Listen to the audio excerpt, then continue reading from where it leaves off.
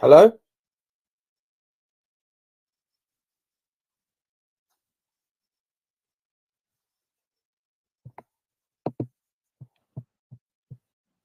Hello, Xavier. Can you hear me? Yes, I can. It's Alessandro here. Great. Hi. Sorry, fellas. I'm in now. Yeah, hi, Anton. Okay. Good How afternoon. you doing, gentlemen? Good afternoon. Are we ready to go? Yeah, ready as always. Good, and let's go live then. Good afternoon, good morning, good evening, wherever you are. Thank you very much for joining us. This is Startup Fundraising Q&A. It's our 118th session, and we've been doing these for just over 3 years, where we had over 260,000 people join us. This was mainly on Clubhouse. We're now on LinkedIn and need all the help we can get to spread the word. So please do so. If you are tuning in via YouTube or Facebook, please be aware that we're unable to monitor your questions there. Therefore, we would need you to join us live here on LinkedIn, live audio, if you do have any questions for us today. And as you can see, today it's fundraising. So we're doing this to help startups with whatever questions you may have in terms of your fundraising journey. Those questions could be on anything to do with fundraising, from perhaps when's the right time to look at fundraising, when should you go to a VC or an angel or a crowdfunding or a bank to get a loan? How do you get your pitch deck done? How much you should ask for? How do you prepare for due diligence and all that jazz? The idea is that there are no right or wrong questions, and there's no need to be shy. It's a learning curve for us all, really. So unfortunately, you see, over 90% of startups fail, and the top 3 reasons for that are 1, market fit, 2, running out of money, and 3, not having the right people. So this is why we're doing this, to hopefully sort of avoid that running out of money part. Now, if your questions today are on other matters and not on fundraising, please save them for the other rooms or other Q&As, basically. We do. So we run 4 Q&As per week. On Mondays, talent. On Tuesdays, product and tech. On Wednesdays, growth. And on Thursdays, as you can see today, it's fundraising. And they're all from 12 to 1 p.m. UK time. And all of them are paneled by brilliant experts in the field, like the 2 gentlemen we have today. So what I'm going to do now is go through some quick introductions, and then we'll open it for questions. My name's Anton Ков𝗶. I work a bit with founders by becoming their talent partner. I also advise them on growth. And lately, I've been helping some angels and family offices with their due diligence and assessments. And let's go to Alessandro and then Xavier. Yes, good afternoon, everyone. Thank you for joining us. And thank you, Anton, for organizing this. It's really exciting to be here with you all. So I'm Alessandro. I joined, I came to England in 95, background in business and finance. I've been in investment banking for 13 years and an entrepreneur since 2008. I currently run a boutique impact investment advisory firm called 𝗦𝘁𝗿, where we assist founders with their investor readiness, strategy, and fundraising. So it's all about promoting impact and aligning not only financial returns, but also values and sustainability in everything we do. So very excited to answer any questions you might have. Thank you. Thank you very much, Alessandro. Yes, sir. Hi, everyone. My name is Xavier Ballester. I'm a director over at Angel Investment Network. We've been around now for just over 20 years. We've got 40 networks of angel investors around the world, covering about 90 countries. and something like 350,000 registered angels across all those networks. My team within the business helps 2 companies a week, usually at seed stage, to raise funds. So we actively go out looking for investors. And yeah, we're usually helping companies who are raising anywhere between maybe 300,000 and 1.5, 2 million before they get to that VC stage of investment. And we're totally sector agnostic because we have investors that will look at pretty much anything. So yeah, that's me. That is brilliant, and thank you very much to both of you for joining us today. We're going to be here now for the next 54 minutes, but to start with, and since there's only 2 of you, how about we go on to some do's and don'ts, and don't worry about feeling like you may be repeating yourself, because unfortunately, as you well know, the case is that despite sometimes often being a lot of info out there, most founders tend to make the same mistakes that others have made.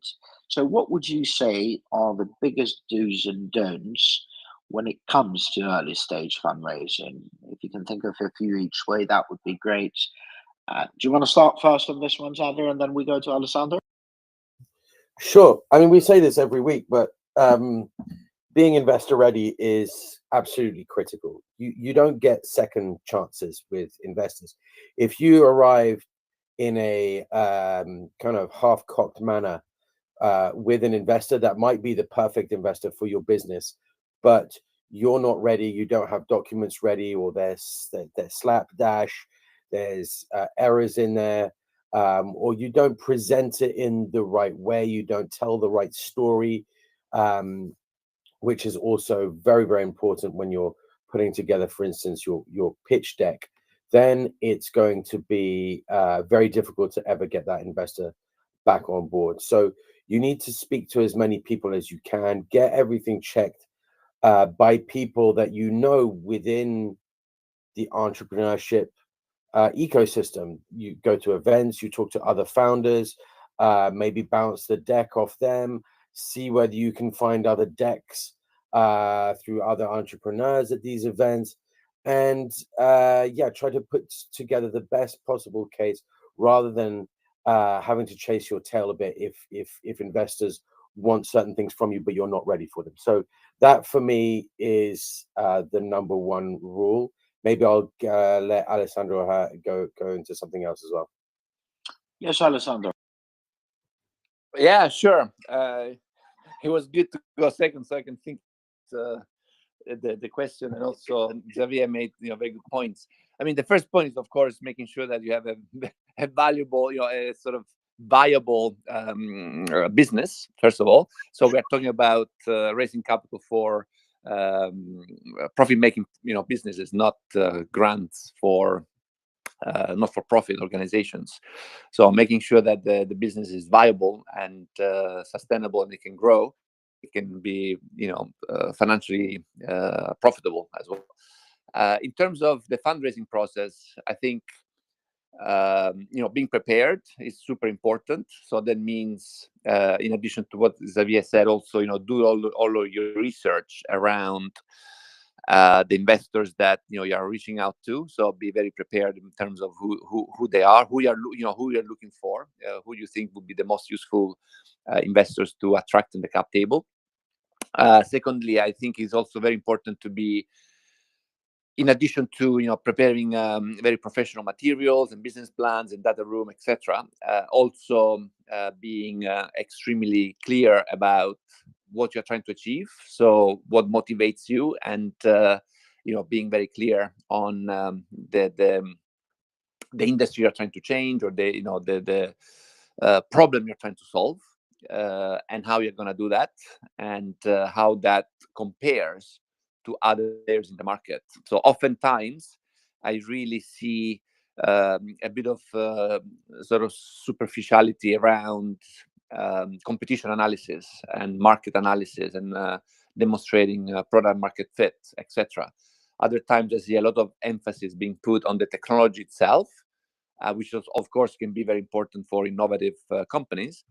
but using a jargon which is really off-putting for investors who are not expert in that sector. So assuming a lot of assuming that everyone understands exactly what you're talking about, that can be a big mistake.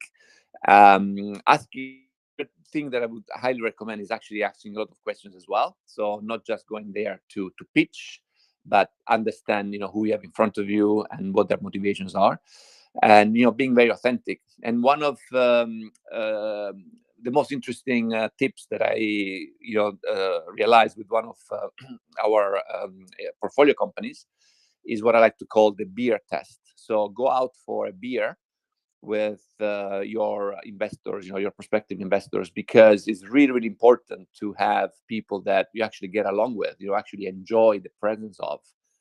Because if an investor comes into your cap table, it's going to be there for a long time, and you better have full alignment, especially if they are a large investor that is leading the round and therefore might join the board, etc. So making sure that you feel totally aligned with them. That's it for now. Plus, people have a better chance at getting an investment if the investor is a bit drunk too, isn't it? Yeah, exactly. Right here. Well, thank you very much on that, gentlemen. Right, a quick reset of the room then. We are now 11 past the hour, so we've got 49 minutes left. This is Startup Fundraising Q&A. We're here to help founders with whatever questions you may have on raising funds in order to take your business to the next stage. There are no right or wrong questions, and there's no need to be shy. It's a learning curve for us all. Those questions could be on anything to do with fundraising. So from when's the right time to raise, how much you should ask for, who you should go after, what are the ins and outs of investor outreach, what should be on your pitch deck, how do you prep for due diligence, and all that jazz. And basically anything and everything in between or beyond for that matter.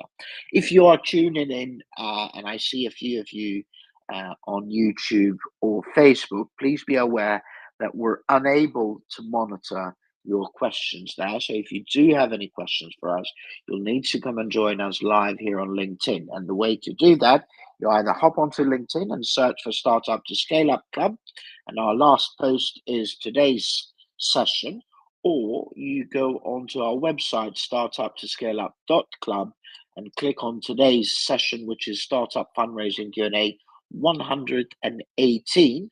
And there you'll be able to join us here directly on LinkedIn Live audio, where you can ask your questions. On the other hand, if today's questions that you may have in mind are not to do with fundraising, please save them for the other rooms we run. On Mondays, it's talent. Tuesdays, product and tech. Wednesdays, it's growth. And obviously, as you can see today, Thursdays, it's fundraising. And you can RSVP to any future session between now and the 19th of December, which will be our last session for this year, by going to our site, startuptoscaleup.club. As far as today's questions, once we're waiting for some live questions to come up, I've sent you gentlemen in our group chat a question that was sent in to us. So if we can, just a second, what did I do with it? Yeah, how do we check the group chat? So let me see. Yeah, I've got it here in front of me. Do you want me to read it out? No, don't worry, I found it. I'm sorry, I lost it for a second. So this is the fintech gig economy, isn't it? The freelancers tax thing. Yep. Sorry. So they're a fintech for the gig economy tax management. They're based in Manchester. They're at seed stage. And then he goes on to say, we're sort of negotiating with some VCs who want an aggressive liquidation preference.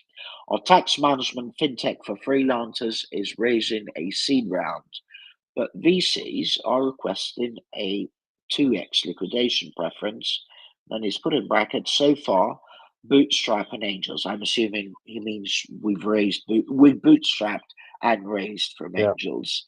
How can we counter this term without losing interest? That's question one. And the second part is it feasible to propose a performance-based preference that scales down over time, or should we focus on converting it to a 1x preference with other benefits like board seats or future participation rights? And I'm loving Xavier's comments in the chat, but I'm not going to say it, so I'll let Xavier go first, and then we'll go on to Alessandro. So, no, I'm not going to paint all VCs with the same brush. There are excellent VCs out there, but there are occasional, I'm going to call them vultures, who will try and embed into an agreement, into when they invest, certain clauses that will make it very difficult for an entrepreneur to operate further down the line. And there are definitely VCs that will end up pushing out an entrepreneur who at the time thought, this is great, I'm getting a bigger chunk of money than I thought, maybe through angels. But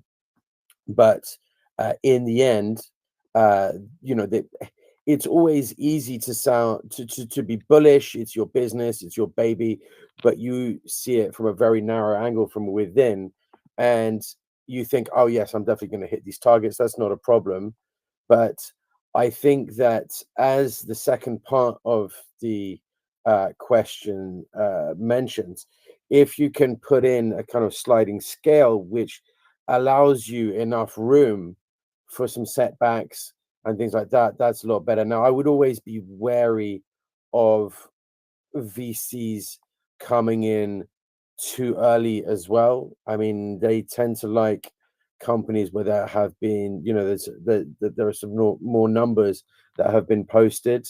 So at this stage, I would be very wary. And the fact that they have asked for this liquidation clause straight up should be a red flag. And this goes back to, like Alessandro says, knowing who you're getting into bed with and being able to be comfortable with someone, because it's a marriage for a while. You know, it's not 3 years that there's going to be an exit. It's 5 to 7 years, and you want to be with the right people who have whose incentives are aligned, not incentives balanced far more in their favor, and that in fact, you know, should there be some slip ups, that they can take over the company. Thank you very much for that, Xavier. Yes, yeah, that's a great point, Xavier. Very, very, totally agree with that. Thank you very much for sharing. Yeah, I totally agree with that. You know, maybe I guess, you know, it's really a matter of feeling, you know, whether it is right or not. But, you know, it really brings a lot of strings for the entrepreneurs to do their job, and also it becomes more difficult even to raise capital going forward as well, because it penalizes other investors. So it can become a very slippery road of you know, giving out more and more preferences to investors as they come in. So it's quite tricky. So another thing is, it's really a matter of negotiation, and maybe finding other investors that are more relaxed about this term can really help. You know, can really help gain the upper hand in the negotiation, or exactly like Xavier said, you know, finding someone else that is much more aligned, much more in support of the business, as opposed to using money as a leverage, you know, to get you know, skewed returns in their favor. I also think that in this situation, it's good to ask for references. As an entrepreneur, don't be scared to do due diligence on your side on whoever's going to be investing into you, and asking for references of other people who this VC is genuinely invested in, and seeing how that's going would also be very valuable. And if they can't find you anybody that's happy with their investment, then that should be a further red flag. absolutely. And one of the things I've seen work quite well in weeding these things out is, you know, be authentic. I'm sorry, but I don't quite fully understand how the VC world works. However, it doesn't look like others have these requests. Can you please shed some light? Why are you asking for this when others don't use this as practice? And, you know, if they start getting all funny about you putting this across to them, then you definitely know you are not dealing with the right people, in my book anyway. And that's the only thing agreed. I'd add there. But that is a brilliant take from both of you, Javier and Alessandro. Thank you for that. Rightio. Okay, let's see. This is Startup Fundraising Q&A. I see a few people on Facebook and LinkedIn. And YouTube. Hop on over here onto LinkedIn Live Audio. Let's get the conversation going. We've got two brilliant experts on investments and fundraising, and we're here to help founders with whatever questions you may have on raising in order to take your business to the next stage. There's no need to be shy. There are no right or wrong questions, and it's a learning curve for us all. So if you do have any questions to do with your fundraising, please feel free to join us here on LinkedIn. It's Startup Fundraising Q&A 118. And in order to join us live, you can hop onto LinkedIn and search for our Startup to Scale Up Club. In the meantime, I've sent another question that was sent in to us. This is actually from a few weeks ago. I think a couple of weeks probably. But we'll go through it, and hopefully, if they're not tuning in via YouTube or Facebook, at least they'll hopefully listen to the recording. So this is a biotech for early disease detection in Cambridge. They're at seed stage. She goes on to say, we're raising seed funding, wanting to keep options open for strategic partnerships. Oh, would that mean that they're trying to raise trades, as in CVC? Not sure. Our biotech company is raising seed funding, but we want flexibility for future strategic partnerships that may require additional funding. What investor protections should we put in place to secure flexibility for non-dilutive follow-on capital, and are there standard UK biotech clauses that accommodate both traditional and strategic funding sources? Whew. I am glad I don't have to answer this. Javier, Alessandro, go on, Alessandro. That's a good one, yeah. I'm a little lost. You can this one as well. I mean, Oh boy. This one's a strange one. So, I mean, from what I can tell, this entrepreneur wants seed funding, but then further down the line, there might be maybe some JV opportunities with other companies. So, for those listening that they don't know what JV is, yeah. So it might be that. I mean, I don't know the biotech landscape super well in terms of how they operate doing joint ventures. So JVs could be that their technology is matched with another company's distribution or hardware or whatever, and then they match together, and then they'll need more funding for that. Now, I would say that you know, especially if they're early stage, they should be set up for EIS, which means that they have a pretty flat set of shareholders. But usually people have ordinary shares. Then further down the line, should there be joint ventures, there can be investment specifically into the joint venture. Usually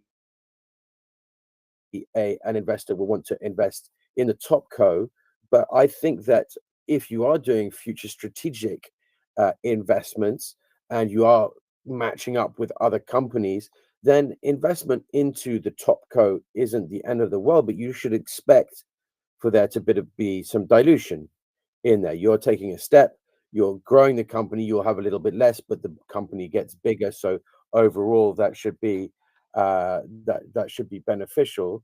So I don't see that your investors, your initial investors, will be protected. They are invested into the top co, and then further down the line, should there be JVs, it might be an SPV that's set up, so a special purpose vehicle, which means that it's like a little sub company that is owned by both you and or your company and the partner company that you're dealing with, but 50% of that, let's call it 50-50, will be owned by each company, which means that if that joint venture is going to make money, then the top co's benefit, in which your initial investors have shares, so they should be happy.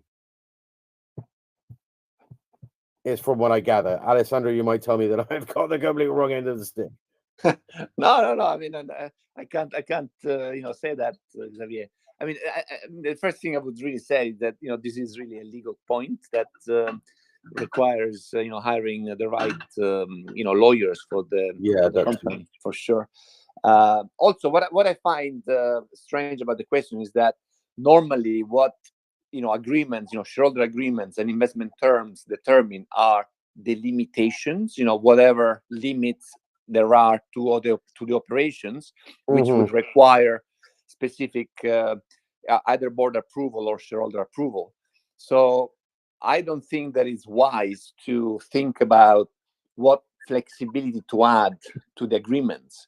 The way I would expect it to be formulated is that in the negotiation with the current shareholders, making sure that whatever the shareholders are asking for, the new investors are asking for in terms of requirements or limitations or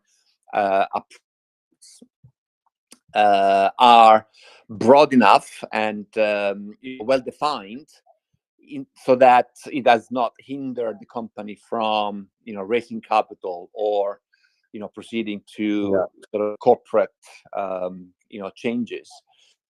At the end of the day, the objective is really to preserve the value of the business and making sure that the management team does not have extraordinary powers that are detrimental to existing shareholders. And I would not expect that this to be a particular issue, because typically this as you said they deal with transactions that can either be outside of the main topco, the main business, or can be positive for the development of the business. So I don't really see how you can add flexibility to an agreement that normally regulates the limitations. So it's really a matter of having a good lawyer that can formulate the limitations in a way that the business is comfortable with, so that they can go and talk to corporates in the future. That's how I would see it. No? And that makes sense. And the thing is, something tells me, and I know I'm making assumptions here, and this is why I really, as much as I appreciate you people sending in questions, this is why I really would appreciate you being here live, so we can ask follow-ups and really get to the roots and the cause of this, because that way we're able to help you better. But I'm only making an assumption here that being in Cambridge, you might have some legacy or connection, or it might even be in a lab or whatever it is that is connected to academia there. And if that is the case, I would definitely look at talking to people there who can put you in touch, like Alessandro and even Xavier mentioned, in terms of that legal advice, because something tells me that maybe you are either jumping the gun, which is fine, or two, you probably actually have spoken to somebody and you're getting a feeling that they will put certain limitations. Now, I have seen all kinds of limitations on startups, even things like boards and investors through that boards had to agree to any hire that was above 50K. And it wasn't a matter of, being strategic about it, but no, any such hires had to be agreed, and all other kinds of stuff. So I think it's a good idea to find a way to get some legal advice so that the founders and the executive team that the founders bring in has some of that power. And you know, some investors unfortunately end up being quite restrictive of these things. So personally, I don't think there's an easy answer to that, but definitely get legal advice. That is a good start. And if you are connected in any way to academia, or you're at a accelerator or a lab or anything within those lines, normally they're quite good in putting you in touch with the right legal advisors. Sorry, Xavier, did you want to say anything? Because I see you unmuted. No, sorry. No, that's all right. That's okay. So that would be my advice. And again, not having you here to go through it into a bit more detail is not probably very easy to be as helpful as we'd like to. Right here, we are now 31 minutes past the hour. This is Startup Fundraising Q&A. It's our 118th session. We've been doing these for the last 3 and a bit years, where we've been helping founders like yourselves with whatever questions you may have on raising funds in order to take your business to the next stage. Now, the idea, it's quite simple. If you're here and you've got any such questions, those questions can be on anything from pitch decks to valuations to investor outreach to how do you get through to investors that you don't have warm intros? How much do you ask for? How do you justify what you're asking for? Do you go to an angel? Or, do you set up a crowdfunding campaign? Do you go to VCs? How do you prep for due diligence and all that jazz? There are no right or wrong questions. Again, there's no need to be shy. So please feel free to join us. If you're tuning in via YouTube or Facebook, please feel free to hop on over to LinkedIn, because we're unable to monitor your questions there. Therefore, you would need to come onto LinkedIn for us to help you. You can do that by going onto LinkedIn and searching for Startup to Scale Up Club. The last post there is today's session, or you can go to startuptoscaleup.club on our website there and just find Startup Fundraising Q&A 118. And that way you can join us to this one. Now, if your questions today are not on fundraising, please save them for the other Q&As we do. So we run 4 Q&As in total per week. Monday's talent, Tuesday's product and tech, Wednesday's growth, and Thursday's fundraising. And they're all from 12 to 1 p.m. UK time. And you can RSVP to any of them via our website, startuptoscaleup.club. By the way, we've had, and I'll repeat this, we've had over 260,000 people join us, mainly on Clubhouse. We're now on LinkedIn and need all the help we can get for people to spread the word. So please, if you are finding any value in this, share it with your networks, and also show your love to Xavier and Alessandro, because if it wasn't for them and their fellow panelists, we wouldn't have had any of this. So please follow them at least here on LinkedIn. Now, please forgive me. Is it Dougal or Dougal? How do you pronounce your name? You're in the audience. You want to come up on stage? All you have to do is just raise your hand and I'll bring you up, because you've put a question in the comments there. Good man, let's bring you up. I'm showing my ignorance here, but I don't want to mispronounce your name. So the floor's yours. Hello. Yeah, Hi. it's Dougal. I thought so. Okay, brilliant. Now, it's a Dougal, Scottish name, quite an unusual one. Father Ted, or or the Magic Roundabout. No, that is totally cool. Now, Dougal, you've gone on to say, in your opinion, typically how much? What happened to the other question? Okay, it's folded down. I'll ask it now if you want. Okay, go on. Thanks, guys. Thanks for the conversation. It's very interesting. So a bit of background. I've just got a job at Middlesex University. I've been working at Brighton University previously as a green innovation advisor, helping businesses to basically scale up and in line with the circular economy. So I'm really sort of done a lot of work with companies in that space. So and I get people approaching me, kind of helping them build out their business model and their pitch decks. And so, yeah, you guys have mentioned a few tips around being investor ready and getting your documents and your figures all aligned, and that makes perfect sense, and kind of getting polished on that and articulating the motivation of founders as well, which I think is obviously, you know, really key. And I'm just wondering, along with demonstrating that market analysis and routes to market, what are some of the top components that you like to see in a compelling pitch deck, or maybe even things that you've only seen a couple of times but really caught your eye and felt like, you know, that founder has got a good understanding of their company and the market in which they're operating in order to get the investors' attention? That is a brilliant question. Thank you very much, Dougal. And that's something that often we see with pitch decks. I'm sure Xavier and Alessandro are bored of me mentioning this, but I'll give it I'll give you my quick 2 pence and then pass it on to them. For me, what I like to see in a pitch deck is something I call 𝗦𝘁, Dougal. So N stands for needs. You've got, from the very beginning, you've got to iterate what is the need you're fulfilling, i.e. the problem that you're solving. Yeah. W stands for want. Who's going to want this? I.e. he's going to pay money for it, and how well do you know them? I stands for innovation. What is the innovation that you're bringing to the fore? Because, you know,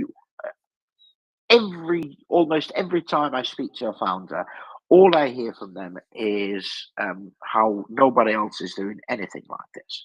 And 99.99, if not 100%, 99.99% of the time, that is not true. D stands for disruption. Who are you disrupting out there in terms of current players? Basically, in a way, who do you need to steal clients from in order to build your business? And last but not least, perhaps as important as the first bit, i.e. that problem solving, S, which stands for scalability. Yeah. Is this scalable? Have you spoken to enough people that you know how to scale this? Do you have what it takes to scale it? And if you don't, do you know the people that you need to hire to scale it? I talk about the team and how this will all come together. Most importantly, be monetized enough so that you, in a way, can convince the investor that basically pretty much this can scale so much that you will return your entire funds by the investment you make in me.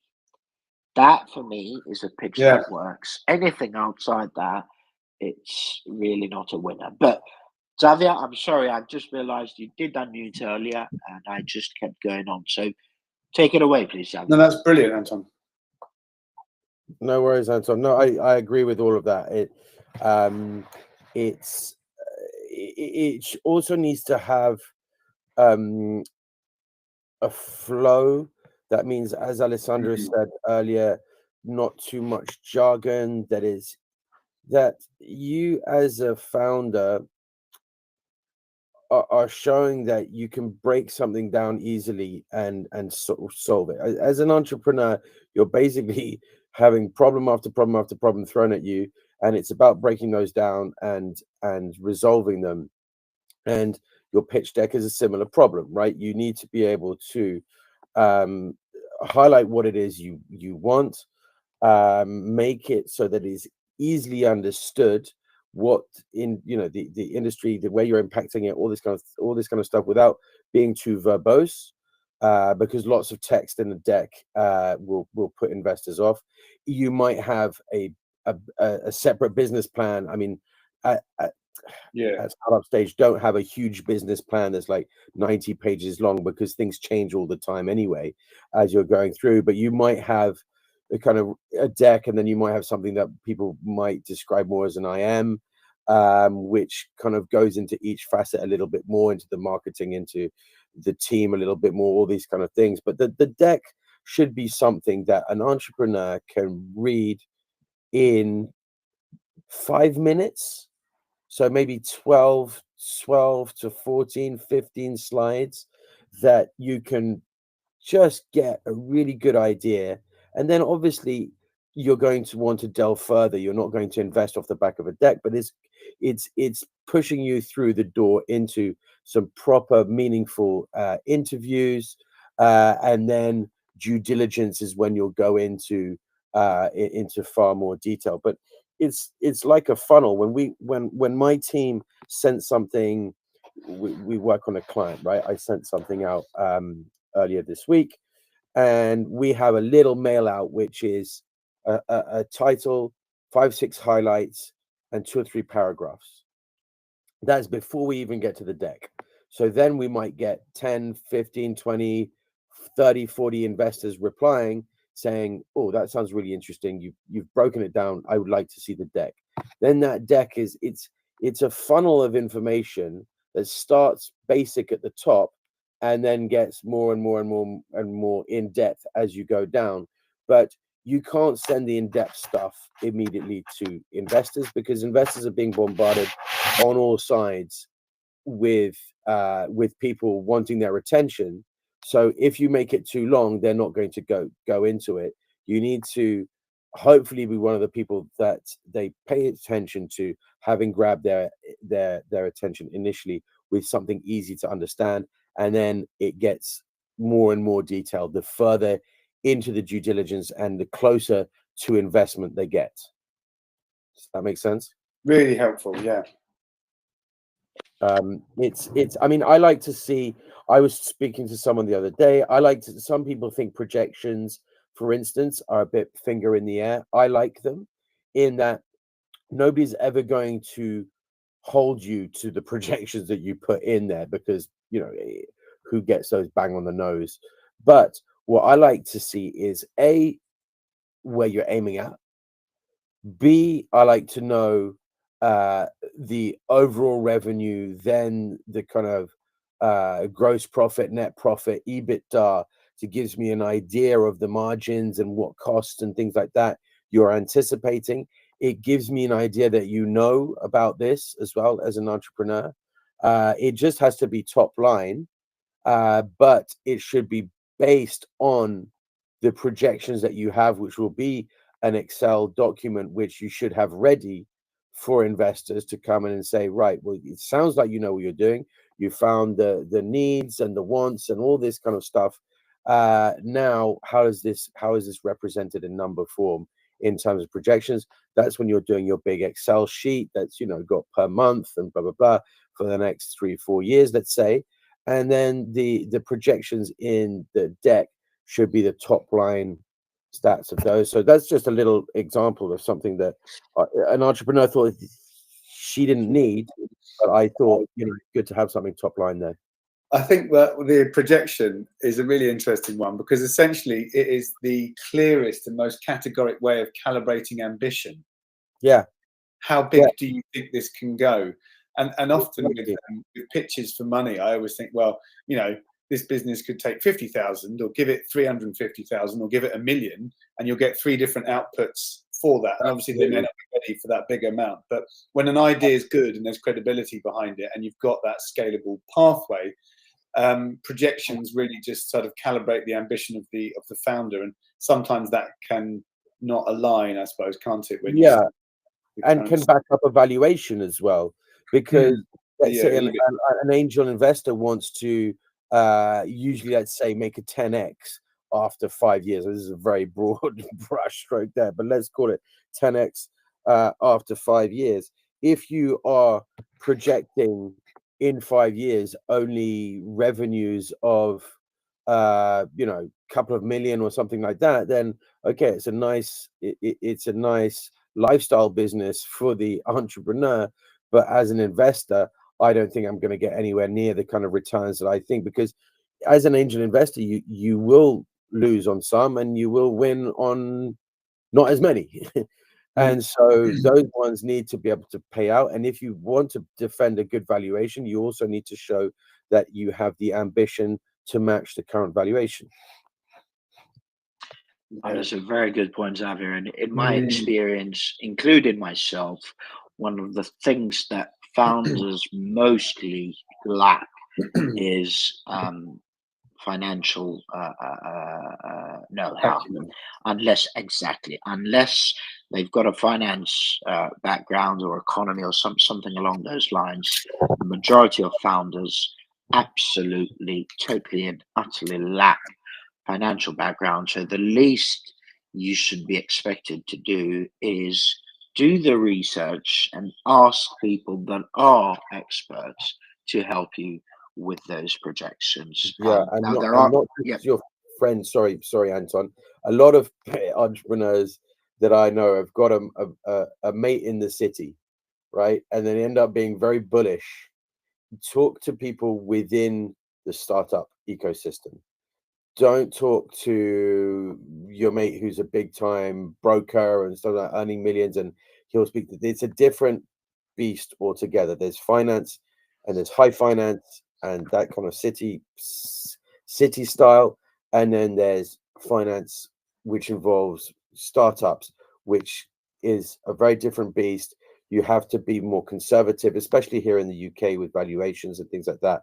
I've had so many entrepreneurs coming to me saying, they've got on their advisory board their mate Rupert from the city, and they're valuing themselves at 20 million because of future projections and bloody blah, and it makes absolutely no sense to try and raise off the back of that kind of thing. So yeah, involve yourself in the startup ecosystem. Go to pitch events, speak to other founders, speak to people who have been on the ground, not people from other industries. Big time. Signor Melle, anything to add here, sir? Yeah, I was listening. There was, as you say, Anton, a lot of gold nuggets. I was enjoying listening myself to your and Xavier's points. So maybe a few things that pop to mind in terms of my experience that sometimes founders overlook. First of all, is really being very clear upfront about what you said, Anton, but very clearly describing what the business does, because sometimes you have to flip through like 5 or 6 slides before you actually understand what the business does. Secondly, being very thorough about your research. So I see sometimes pitch decks with claims that are totally unsubstantiated. So adding references, for instance, for your total addressable market analysis and the likes, or your competition, I think is very important as well. So making sure that you do have those references and those sources well spelled out. I said that before, but also for competition analysis, sometimes, as you said, people always said that there's no competition in this, as if it's something to be proud of. As you said, this sometimes actually indicates a very superficial approach, arrogant approach, and competition can be healthy because it means that there is a market or an industry which is very, very thriving, and that there is already proven product market fit. So how do you compete with the competition? What's your unique selling proposition? Very clearly defining what differentiates the business, the technology, and also how do you bring more value to your stakeholders, especially your customers, your customer base, whether it's product qualities, or whether it's functionality, or whether it's price. Be very clear about that. Strategy sometimes is very high level. I think I like when decks are very clear and specific about the strategy, and especially the go-to-market strategy. It has to make sense. And this feeds into what Xavier was saying. I also like to see financial projections, although they're not really reliable. But what is interesting to see in the financial projections is how the founders explain the key underlying assumptions, or what their thinking is about that. And one more last point to make is being very clear about the ask. What are you asking for? What are you looking for? What you need from the investors in terms of terms, timeline, and the actual ask, as well as milestones that you have achieved in the past, and the milestones and uses of funds that you can achieve. So being accountable for as a team, what you've been able to do with the previous races, I think is extremely powerful, because even though every disclaimer says that past performance is not guarantee of future performance, this is unfortunately how our brain works. We like to have the comfort of past successes, past milestones being met, and that can be a very powerful way of showing that the team is capable of working together well and delivering on the milestones achieved. So that I'll stop there. No, that's a very good point. And to turn this into a bit of a vulgar conversation, the best thing I've heard about projections lately is that most founders claim to be conservative, but actually all you have to do is just look at their deck and you realize that they're UKIP. Okay, Dougal, I hope we gave you some food for thought there. I've made at least 1.5 pages of notes.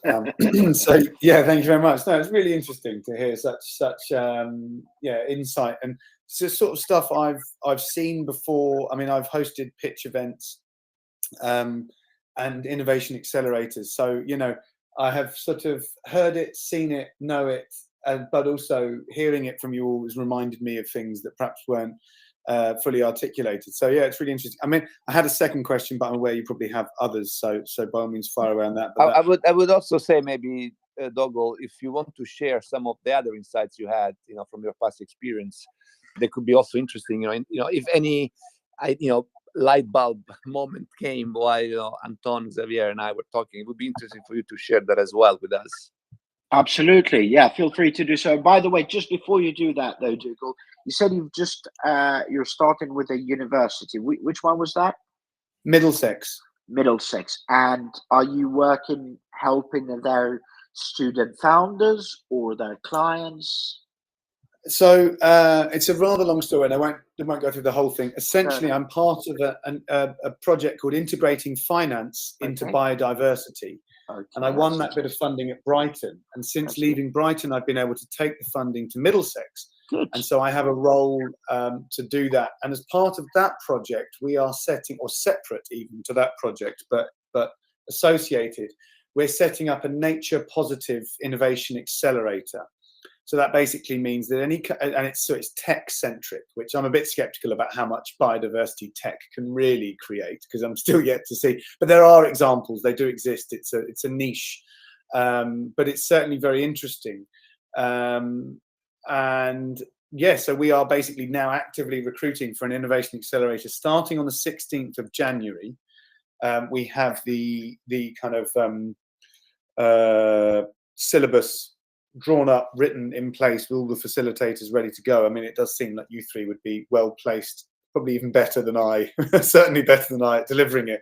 But yeah, it's a really exciting next step. And so that was pertaining to my next question, which is how much, I don't know if you want me to ask that next question. No, go ahead, yeah.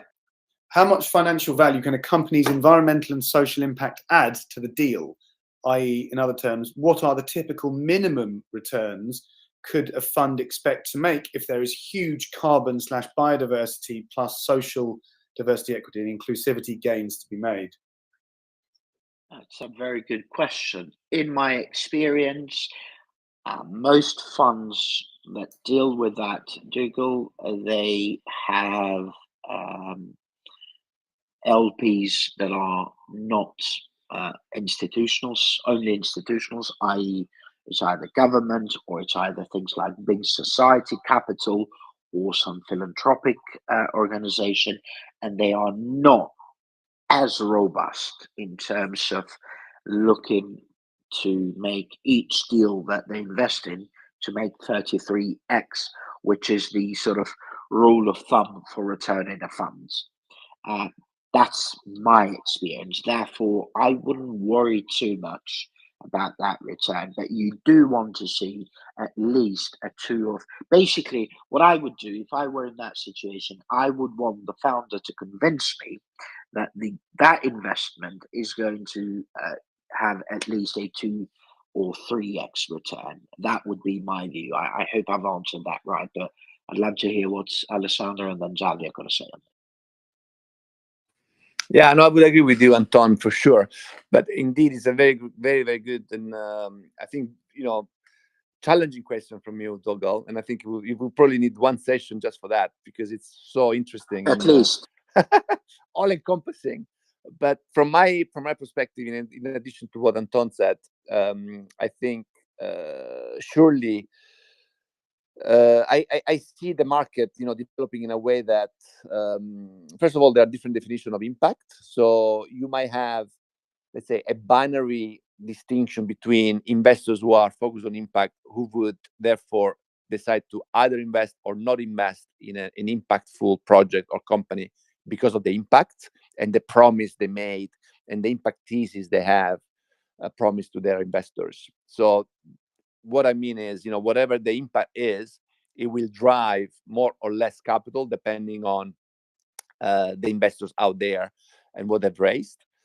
Secondly, there are, as Anton was saying, there are investors who are, because of their focus on social, environmental, biodiversity, inclusion, impact, they are willing to receive a lower return. So there is a spectrum, I would say, of capital whereby certain investors, especially from a governmental or philanthropic background, are willing to give up some of the financial return because of the impact as well.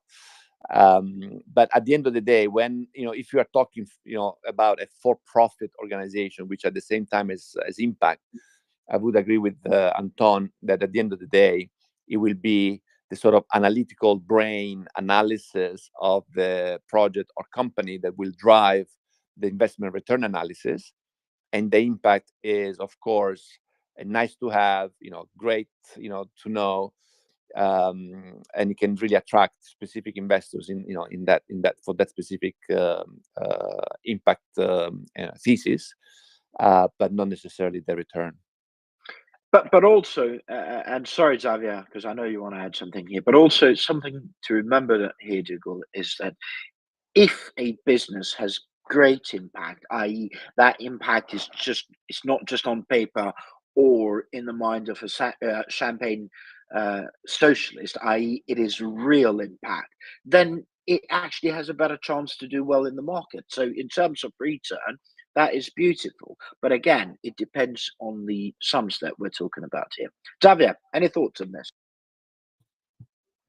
I think that it's becoming ever more the case that if there is genuine impact, as you describe it, Anton, that can be matched with profit, then it stands a better chance of attracting investment, but it has to be genuine. There's a lot of slightly greenwashing and just throwing stuff in there in the hope that it seems like a more impactful business, but I think that in general investors still think about the bottom line first, but it can be a major bonus if that's matched with impact that is proper.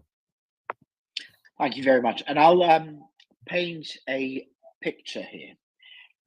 I often, if not always, most of the time, when I introduce myself, I mention that I'm Albanian.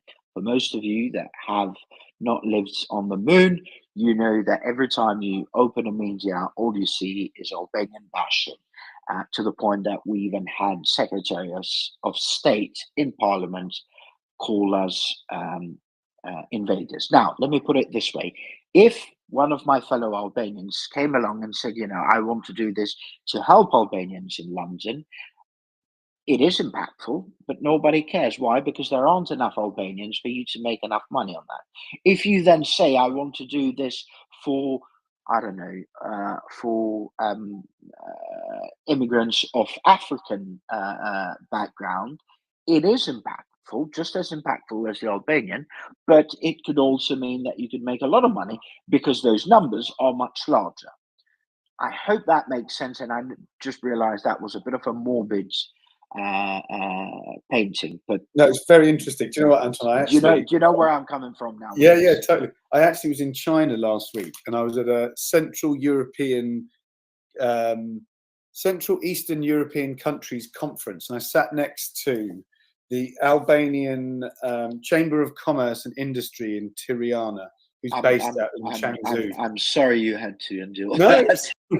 no, don't do yourself down, nor your country. Very interesting man, very interesting conversation. He was out there doing trade deals with China, and yeah, I had a very nice chat with him, including talking a little bit about Albanian football, which I'm obviously limited on, but no brochure. So that's no, but do you know what I'm trying to say? Yeah, absolutely. So it can be impactful, but it's about the numbers. So how much impact, and i.e. how much sales are you going to get? It really, in my view, it is very simple, Dougal.